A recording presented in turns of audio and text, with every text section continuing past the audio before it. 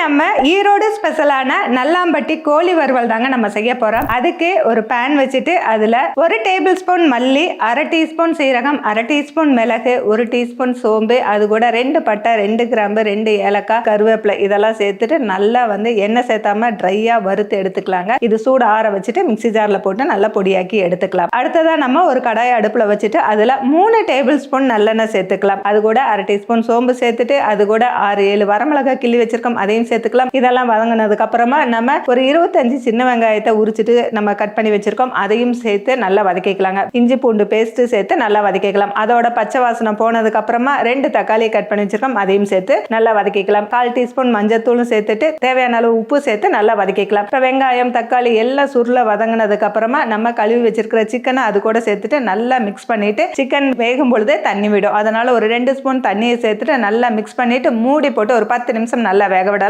Chicken நல்லா வெந்ததுக்கு அப்புறமா நம்ம பொடி பண்ணி வச்சிருக்கிற நல்லாம்பட்டி ஸ்பெஷல் பொடியை இது மேல தூவி விட்டு நல்லா மிக்ஸ் பண்ணிட்டு எண்ணெய் பிரிஞ்சு வந்ததுக்கு அப்புறம் எடுத்துக்கலாம். இந்த கோழி வறுவல் ரொம்ப சூப்பரா இருக்கும். நம்ம ஈரோட்டு மக்களுக்கு, ஈரோட்ல இருக்கிறவங்களும் சரி இல்ல வெளியூர்ல இருந்துட்டு ஈரோட்டை மிஸ் பண்றவங்களும் சரி இந்த ரெசிபியை ட்ரை பண்ணி பாருங்க.